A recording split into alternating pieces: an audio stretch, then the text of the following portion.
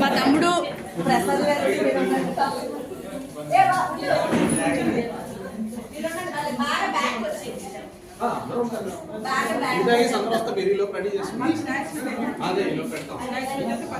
అధిక స్థానంలో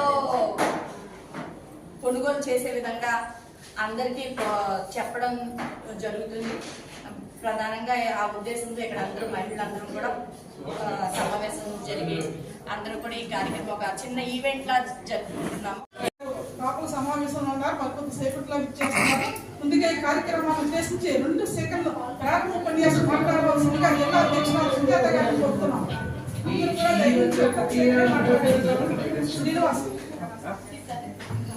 ఇక్కడికి వచ్చిన నా తోటి సోదరి మనందరికీ కూడా నా హృదయపూర్వక అభినందనలు, శుభాకాంక్షలు, అలాగే నమస్కారాలు కూడా తెలియజేసుకుంటున్నాను. అలాగే ఈ కార్యక్రమానికి ముఖ్య అతిథిగా వచ్చిన మన రాష్ట్ర కార్యవర్గ సభ్యులు, మన ఉత్తరాంధ్ర ఇన్ఛార్జ్ అయిన శ్రీ నాని గారికి, అలాగే మా ప్రియతమ నేత, మా అందరికీ కూడా మహిళలందరికీ కూడా స్ఫూర్తి.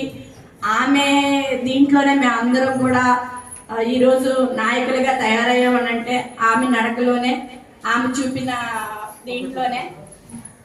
అటువంటి మా మహిళా నాయకురాలు, విశాఖ ఉత్తరాంధ్రలోనే నెంబర్ 1 అనిపించుకున్న మహిళా నాయకురాలు శ్రీమతి ప్రేమ కుమారి గారు రాష్ట్ర మహిళా మోర్చా వివిధ పదవులు చేసి ఈ రోజు రాష్ట్ర మహిళా మోర్చాకే ప్రత్యేక ఇన్వైటీస్ గా ఉన్నారు.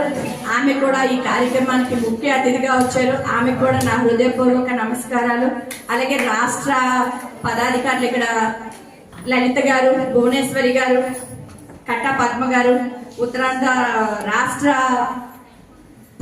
ఉపాధ్యక్షురాలు శ్రీమతి రోహిణి గారికి, అలాగే మా మహిళా పదాధికారులందరికీ కూడా నా హృదయపూర్వక నమస్కారాలు తెలియజేసుకుంటూ ఈరోజు జాతీయ చేనేత దినోత్సవం ఆగస్టు 7వ తారీఖున నిర్వహించుకోవడం జరుగుతుంది. దీని యొక్క ప్రధాన ఉద్దేశం చేనేత పరిశ్రమను ఉత్సాహపరచడానికి, చేనేత వస్తువులు పరికరాలని వాడకాన్ని పెంపొందించే విధంగా ఈరోజు మాట్లాడుతూ ప్రారంభించింది.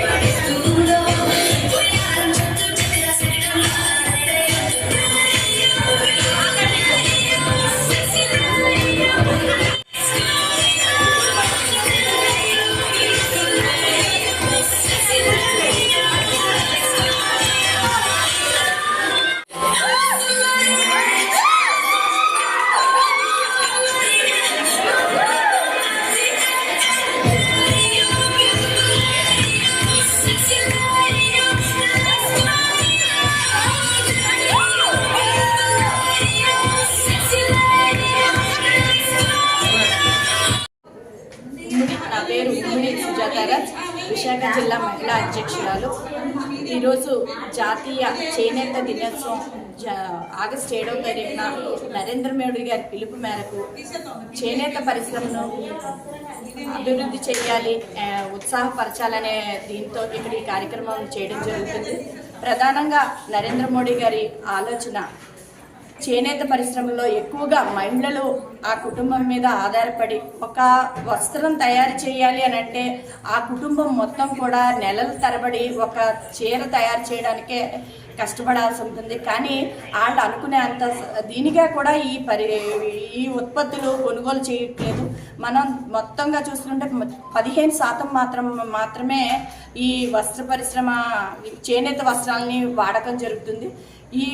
ఈ జాతీయ చేనేత దినోత్సవం జరుపుకోవడానికి ప్రధాన ఉద్దేశం ఈ కార్యక్రమాల్లో ప్రతి ఒక్కరు కూడా చేనేత వస్త్రాలు వాడే విధంగా అవగాహన కల్పించాలి. ఆ కార్యకర్తలని ఆ చేసే ఉత్పత్తిదారులని ఎంకరేజ్మెంట్ చేయాలనే ఉద్దేశంతో ఈ కార్యక్రమం నిర్వహించడం జరుగుతుంది.